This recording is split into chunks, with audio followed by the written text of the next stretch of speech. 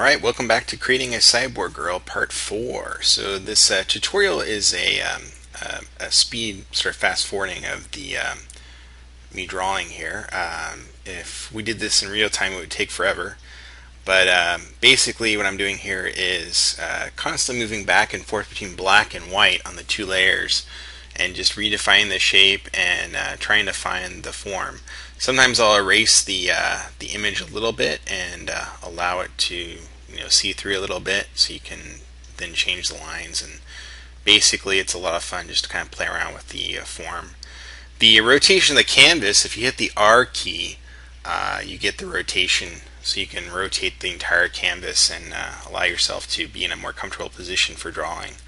So you'll see me do that every once in a while. I'll also flip the canvas. I have a hotkey set up, Control F. You just saw me do it there.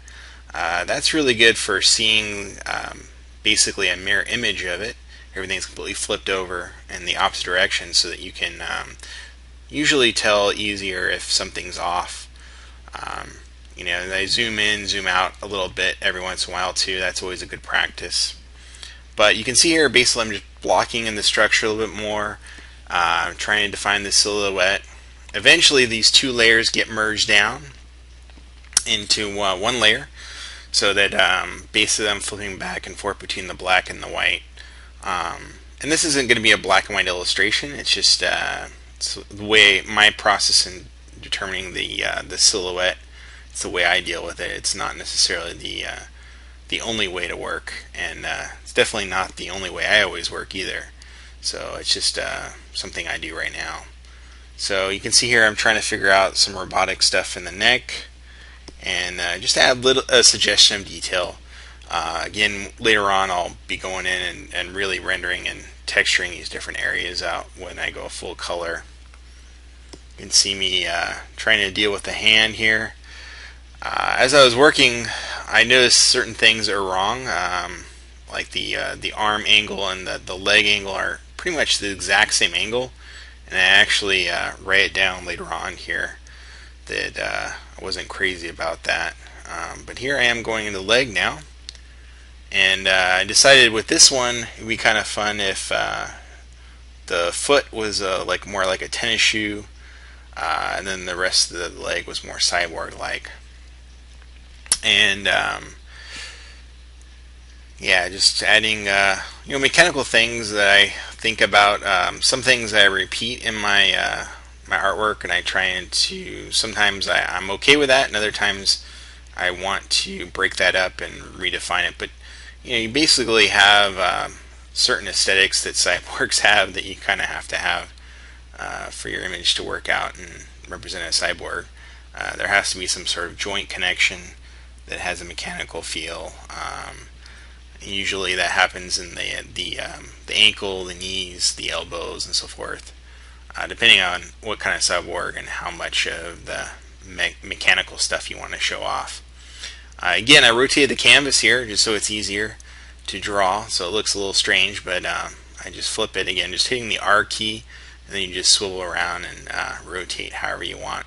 To reset it, you just hold R, and there's a reset button towards the top. You can't see it right now, but you just click the button, it resets it back to a perfect canvas, 90 degrees.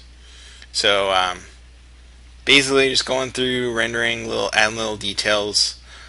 This is the fun stage. This is like very explorative sort of drawing. Basically having fun, trying to figure out, ooh, what could I do here, what can I do there. Now here I flip the canvas completely upside down, and then here I wrote down the problem, the arm and the leg. One thing you got to avoid is tangents. So like if the elbow is getting too close to the knee and they touch, it would be really bad because it's difficult to see.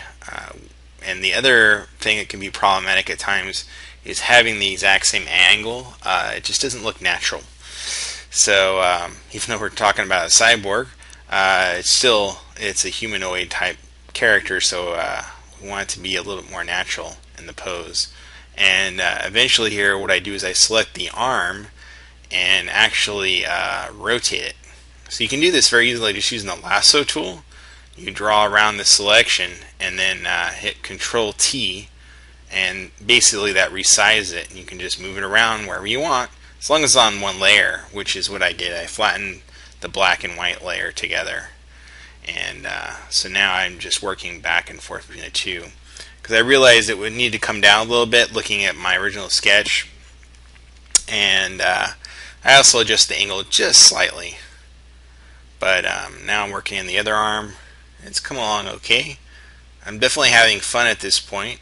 Usually once I get the head sort of locked down to some degree, and again the head probably won't look exactly like that at the very end, but it has a good foundation for me to work off of. Now here I am free transforming the leg. This is very important so that I get the angle a little bit different than just having it straight off. And here's another trick. Here I am. I just selected the shoe and copied and pasted it. Again, hitting Control T, and it's the same shoe, so I can use it as a the shoe and just basically sketch it and add it on once I've merged the two layers together. Rotating is always a good idea to make yourself as comfortable as possible in terms of drawing. Flipping the canvas is a great strategy. Definitely liking the pose more in terms of the environment, even though there's only suggesting the environment at this point. And at this end of this tutorial, what will happen is the figure will pretty much be pretty locked in, the silhouette and some of the added details, but it'll again be just black and white, and the background will be still sketchy the way it is now. So I decided to have like these sort of belt straps coming across, and drawings, basically I treat it as like just breaking down shapes and sort of building up from there, trying to make sure all the lines curve. If they curve, they give you that feeling of form. I always tell my students to avoid straight lines. If you have straight lines up and down, straight across, they tend to represent flatness. Think of a cross, for example, as a symbol. Unless you're dealing with flat things, but if you're trying to draw form, you always want to have curved lines. So, that's pretty much what you want to deal with. So, at this point, I'm starting to tackle that hand a little bit, and then I zoom out. And then, of course, this is always fun. Every once in a while, I'll work upside down, or just sideways or something, some unusual angle, and it just helps to see things fresh and new. Highly recommend it. If you have trouble drawing, this can really help yourself get away from yourself, remove yourself from seeing everything being perfect and trying to find what's wrong, with your image. I think of the eraser as a drawing tool as much as the brush tool. So you'll see me use the eraser tool quite a bit, just kind of like redefining form and shapes. And here I am trying to just kind of sketch out where the coffee cup would be, but I'm not going to add any perfect detail or anything to the cup yet. So I'm not going to have the cup or the bow or even the arrows sort of refined in any way. But at this point, just kind of figuring out the face a little bit more. I increase the size of the eyes just a little bit, and then I just sort of block in the ears just a tiny bit more.